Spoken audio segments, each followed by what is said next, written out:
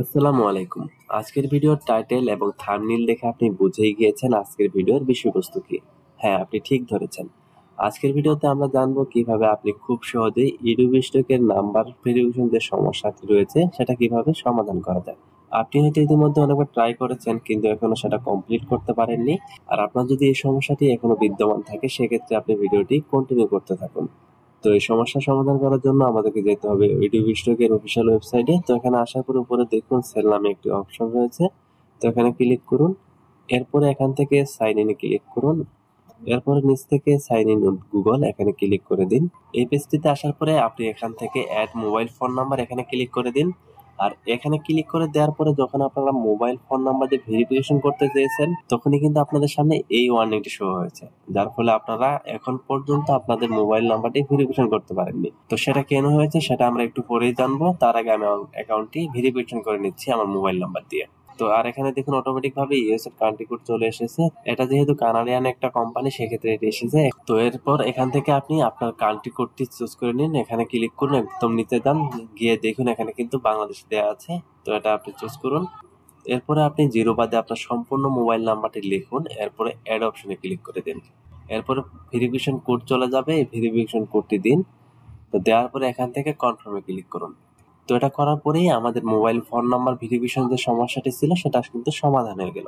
এরপর আপনার সামনে যদি এরকম একটা পপআপ আসে সেক্ষেত্রে আপনি এখান থেকে নোট নাও দিবেন, চাইলে টার্ন অনও করতে পারেন। টার্ন অন করলে হবে কি আপনার মোবাইল নাম্বার যেটা দিয়েছেন সেটাতে তারা নোটিফিকেশন পাঠাবে।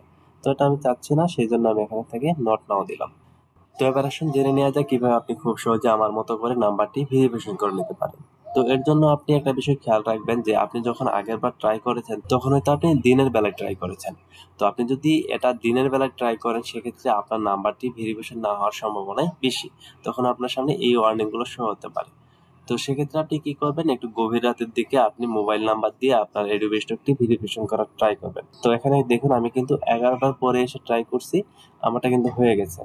তো আপনার যদি 11টার দিকে এসব না হয় একটু 12টার দিকে ট্রাই করবেন অথবা 1টার দিকে ট্রাই করবেন, ইনশাল্লাহ হয়ে যাবে।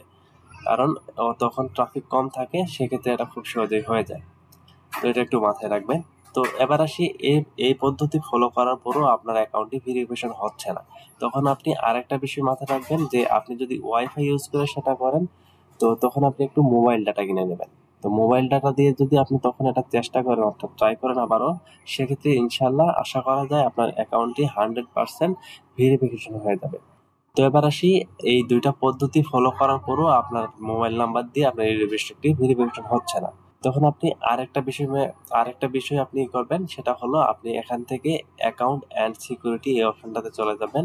তো আসার পরে এখানে দেখুন পাবলিক নেম এবং আপনার রয়েছে এডোবি স্ক্রিন নেম যেটা রয়েছে এগুলো আপনি একটু ফিল আপ করে নেবেন। এগুলো ফিল আপ করা থাকবে না, এগুলো আপনি আপনার মতো করে একটু ফিল আপ করে নেবেন। তো এটা যদি আপনি কমপ্লিট করেন তাহলে ইনশাল্লাহ আপনার অ্যাকাউন্টটি 100% ভেরিফিকেশন কমপ্লিট হয়ে যাবে। তো এই তিনটা প্রসেস যদি আপনি ফলো করেন সেক্ষেত্রে আপনার এডোবি স্টক অ্যাকাউন্টটি 100% ভেরিফিকেশন হয়ে যাবে। তো এতক্ষণ যে কথাগুলো বললাম সেগুলো ফলো করে আপনি আপনার এডোবি স্টকটি ভেরিফিকেশন করে নেবেন। তো এই ছিল আজকের ভিডিও। তো ভিডিওটি কেমন লাগলো অবশ্যই জানাবেন।